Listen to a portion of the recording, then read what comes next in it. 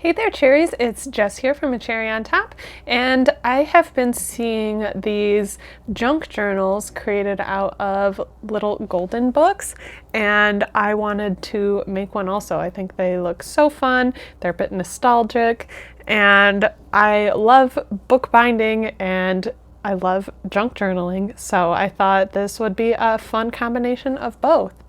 I'm starting by taking apart this book.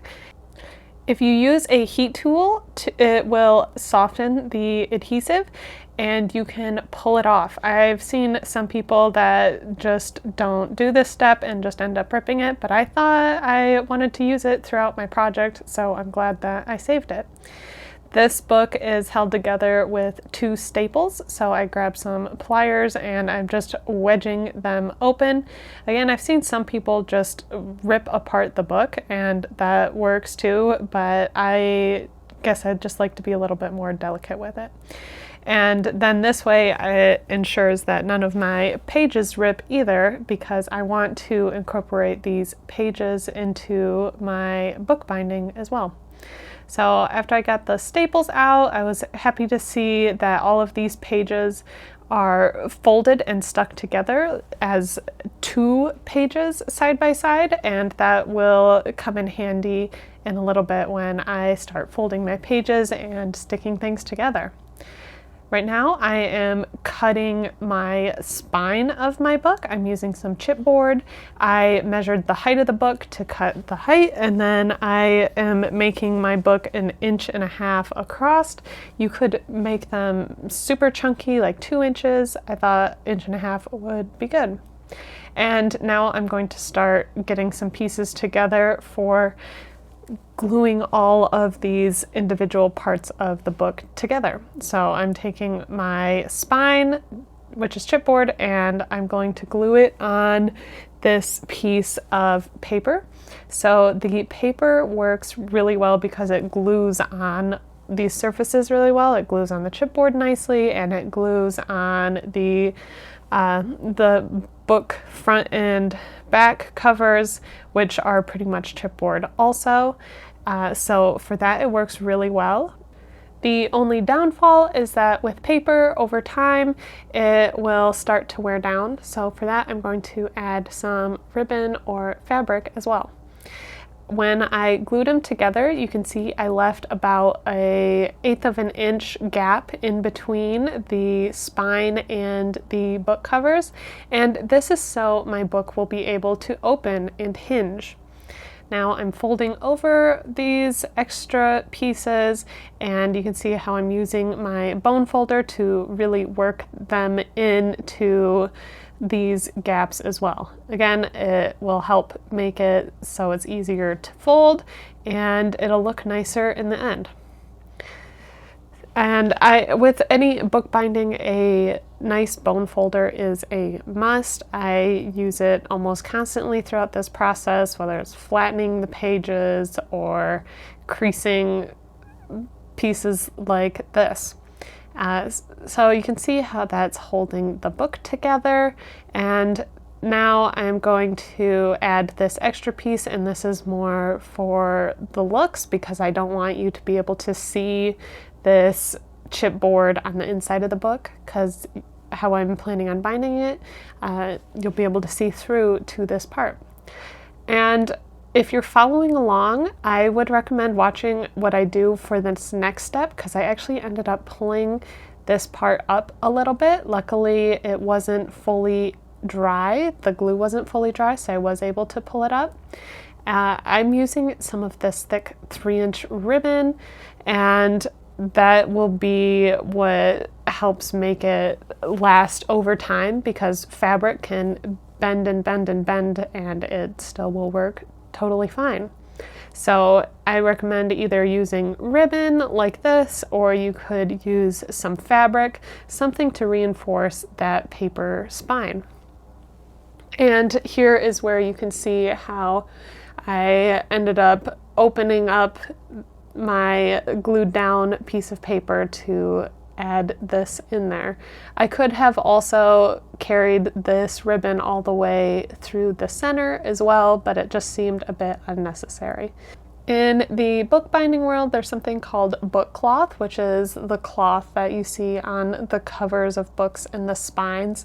And I found that they come in pretty limited colors, so usually I do opt towards making my own by using fabric and paper and gluing them together. It creates a nice, strong glue while also having the durability of the fabric.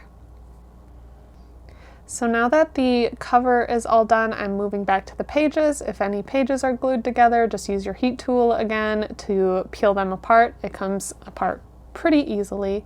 And now I'm going to start sorting my pages. I'm first pulling out some watercolor pages, and then I'll grab some mixed media pages as well. And then also start looking through some of my junk journal books and pull some pattern paper from there.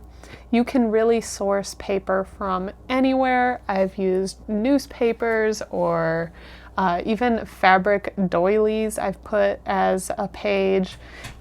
And all of your pages don't have to be the same size. All of mine ended up being about the same size, but I have definitely made junk journals where some pages are like half size, some are even bigger and fold over. It just so happened that most of the pages that I use maxed out at 12 inches, so I ended up just folding them in half at 6 inches and sticking them in there. If you're a paper hoarder like me, this part is really fun because you get to really dive into your scraps and use them up. I also tried to stick with the theme of the book. So this book is the sailor dog. So I decided to lean into that and add more dog things. And I actually ended up making this a book for my dog with all of the random pictures of her that I take that aren't necessarily the cutest or the prettiest, but there's still pictures of her that I love, so that's what I ended up doing with my junk journal. I have also seen journals like this where it's documenting the garden, or some of them are more Disney themed, so if you had a Disney vacation, to stick all of those extra mementos and photos in here I think would be so cool. So I am creating 3 signatures, and a signature is a block of papers that are folded in half. So I have a mix of all of the different types of papers that I'm using, and I've arranged them how I like, and now I am going to create a template so I can poke holes and start sewing. I mapped this out first, I measured it out, so the thickness of this template matches with the thickness of my spine, and because I have 3 signatures, I have 3 whole lines going across, and then I have 6 holes going down, so that's how many in and outs I'm going to sew together with the papers. I'm using an awl. This is from a bookbinder kit. I'll have everything linked in my gallery post, which I'll post down below. But this is a super helpful tool, and I highly recommend it if you are getting into bookbinding. So you can see how I use this template to just poke all of the holes, and now I'm going to poke holes in my book pages as well. I folded my template in half so I could fit it in my signatures easily, and then I got to poking. It does take a little bit of practice to get your angle right. If you find it easier, you can poke your holes individually. I've done enough bookbinding where I'm just poking them all together all at once. And now I am going to get to sewing. I am using some waxed cotton thread. I saw we just got in the shop some waxed linen thread, which really would even be better because linen has longer fiber, so the thread itself is a bit stronger. But I'm using some waxed cotton thread, which also works fine. And I do really recommend it being waxed. It makes the sewing process so much easier. It slides through the pages and it doesn't get tangled. I have used like regular embroidery floss before, and then you just run it through some beeswax to get that waxed part, which again, I highly recommend, but I've done it without as well, and it does work. So that's just some options for you. I started from the outside, and then I went in, got all of the book pages from that hole, and then went back out. And I'll continue this process weaving in and out with this to get all of my pages together. It sometimes takes a little bit of getting used to and a bit of moving the needle around. I think it's easier if you use your awl to make your holes a little bit larger. It makes the sewing part a bit easier because you're not pushing so much on the needle, but you'll get it through. It'll happen, and hopefully you can kind of see how this is starting to be held together. With the amount of holes, you want to have a even amount of holes because you want to go in and out and in and out, and you want to end back out on the outside, and that's so you can jump over to the next signature from the outside. So you'll see how I'm doing that here. So I'm back on the outside of my book, and I'm going to first tighten it before I move to my next row, and now I'm going to start adding in the next signature. If you're new to bookbinding, I would 100% recommend starting with a junk journal like this. I think it's a bit more forgiving. If some of your stitches are sloppy, that's okay. You can add glue, you can add more papers. It's a lot more forgiving than if you were trying to make a more traditional, really neat book. So I think this is a great place to start some practice. And I think with these golden books too, I'm sure you can find them at thrift stores. This is actually a golden book that I asked from my mom, like from when my brothers and I were children, if I could use it. And she was like, it better be for a good use. So I think it's a good use, and I still have most of the pages in there. Most of the story is still pretty legible. I'm just embellishing more and adding to it. Now is the fun part. I have the pages all sewn in, the cover is really solid, and now it's time to embellish and have some fun.